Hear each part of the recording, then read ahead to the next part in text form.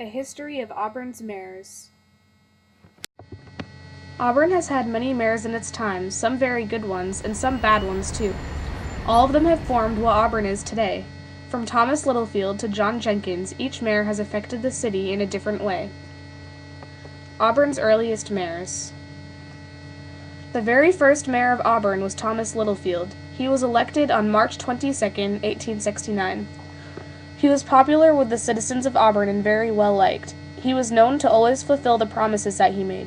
In fact, one of his favorite terms was "not shrink from my duty." A quote from Thomas Littlefield is, "Our citizens have changed their form of government, hoping to thereby improve their municipal affairs, and they have committed the new government to our keeping, and let us use every effort in our power to make it economical and just, so that when our duties are ended, we can feel that they have been faithfully performed. Our responsibility is none the less for the reason that most of us are to perform our duties without pecuniary reward." The next mayor of Auburn was Seth P. Miller. He was concerned about the maintenance of a community firefighting service because a fire in 1955 destroyed 25 residential and business buildings. One of the destroyed buildings was the Miller and Randall Tannery, which Mayor Miller was a member of. After Mayor Miller's term was over, Thomas Littlefield was elected as mayor again. He started many projects during this term. He wanted to improve a sidewalk in front of Phoenix Block, and he wanted to rebuild the single bridge between Auburn and Lewiston. He went through with these projects, and the South Bridge was built for $25,000. Roque Block was built as well on Main Street. James Dingley took office as mayor in 1875. He was concerned about the economy and reduced the city debt by $23,599, an impressive decrease. Hannibal Smith became mayor in 1877. During this time, a wooden bridge over the Little Androscoggin River at Littlefield's Corner was destroyed, and another iron bridge on Lower Main Street was deemed unsafe. It cost $4,287 to put in a first-class iron bridge, as issued by Mayor Smith. In 1879, Thomas Littlefield returned as mayor for his final term. He seemed to have lost much of his forward look that he was admired for in earlier times. However, he was concerned about the city's debt. He continued with projects such as the engine house being built. After that term, he was never mayor again. The next two terms were George Woodman, followed by Benjamin F. Sturgis. During their terms as mayor, much was accomplished. Mayor Woodman was concerned with police work. In 1881, he was quoted as saying, "They have performed their duties faithfully and well. If our constables could better inform themselves with regard to duties required of them by the laws and ordinances, many little annoyances and inconveniences suffered by our citizens might easily be prevented by them." Mayor Sturgis served 3 years as a councilman before being elected in 1884. During this time as mayor, the Lewiston and Auburn Electric Light Company was organized, and electric streetlights were installed. Between 1885 and 1891, many other men, such as Lewis W. Haskell, Albert M. Penley, and Albert R. Savage, had their time as the mayor of Auburn. Hillman Smith became mayor while the country hit a financial depression in 1893, which affected Auburn's largest industrial employer, the Ara Cushman Shoe Company. Mayor Smith was left having to deal with this, and the city debt was left at about $228,000. When Nathan W. Harris was elected, the city was recovering from the Depression. There was a terrible flood in 1896 which destroyed the North and South bridges. Mayor Harris, being a forward thinker and an action man, wasted no time. He suggested that the bridges be made of steel to prevent things like that happening again. Auburn's mayors in the 20th century. Notable mayors of 1900 to 1910. In 1901, a man named Frank Wilson became the mayor. He had the largest amount of votes in Auburn history of that time. He was popular with the Auburn citizens. In 1905, another man, Mayor Miller, who was popular with Auburn citizens, took office. One citizen said he would sweep the city on Monday like a new broom because the people got what they voted for last year, and he was worn well. Not a straw can be picked in his administration. In 1906, Mayor Hastings took office, and following him in 1909 was Mayor Merrill. He wished to expand Auburn's land, but he claimed that the municipal officers refused to accept the proposition and lay out the street. Notable mayors of 1910 to 1930. In 1910, Mayor Merrill was elected again. He was liked by the citizens because his inaugural address included every important department in Auburn of the city's business, from the police to the streets and bridges. In 1915, Mayor Fowles took office, and in 1919, Mayor Burnham took office. He was popular because he wanted the citizens of Auburn to know about the council meetings and get involved with them, rather than holding secret meetings. Mayor Cummings was in office in 1924. During this time, views on state aid and sectarian schools were debated. The biggest question was, should Androscoggin Pomona be divided? Mayor Cummings had to participate in discussions to help make this decision. The following election, many people still wanted Cummings to be the mayor, but another man, Woodman, was urged to run as well. Notable mayors of 1930 to 1940. Controversy came up when Mayor McFadden in 1932 decided to hold secret council meetings. This was despite the fact that the council said in earlier times that they would not hold secret meetings, so that the citizens could get involved.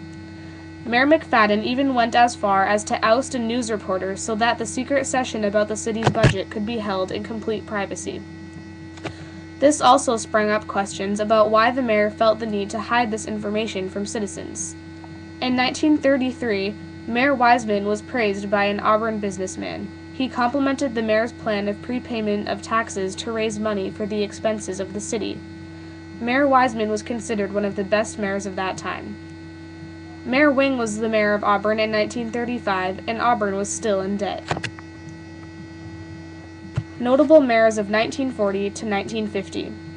The mayor was Marshall in 1945. He had important connections with the Maine Unemployment Compensation Commission and stated that he did not want his terms as mayor to interfere with them. However, he was a good mayor and responded to issues well. For example, the Naval Air Corps wanted to use the hangar and control tower at the Lewiston Auburn Airport for commercial certified flights. Mayor Marshall did not agree with this, and to prevent any flights, the gate was padlocked. In 1949, Mayor Hall entered as mayor, while Auburn was in good shape. He stated that the municipal buildings were in good repair and the city departments were organized. Notable mayors of 1950 to 1960. Mayor Field in 1950 attended a banquet at the Elm Hotel with Mayor Albert Baker of Falmouth, England. It was a day of sightseeing and inspecting Auburn's new schools. This event made headlines and increased Mayor Field's popularity. The mayor was Merrill in 1954. He was a problem-solving mayor. He made the former Mayor Field the chairman of the Auburn Armory Committee. Notable mayors of 1960 to 1970. In 1960, Mayor Brogan was elected. The following is a quote from him giving reasons to vote for him. In a matter of vital importance to our community, such as the proposed traffic ordinances, I believe it is proper for me to explain my position and thinking. I have been deeply concerned about this subject, and I have made as exhaustive a study as possible in the time permitted, and went on to talk about Auburn's issues. The Lewiston Daily Sun, June 7, 1960. Harry W. Woodard was the mayor in 1967. He was one of the first environmentalists to be on the Auburn Council.